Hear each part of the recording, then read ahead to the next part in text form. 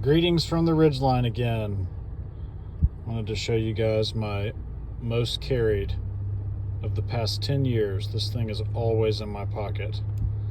It's the Leatherman Juice C2. I believe this model is discontinued. The C stands for corkscrew.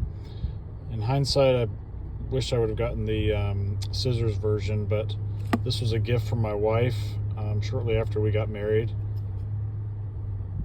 Phillips head screwdriver, blade, corkscrew, bottle opener, and then 3 small flathead screwdrivers, and of course your pliers and then wire cutters here.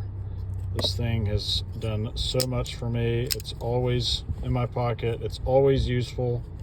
It's like when you carry these things, you find more uses for them. I don't even know what I was doing here, but it left a bunch of dimpled marks. Anybody carry a Leatherman? If so, which model? You'll have a good day.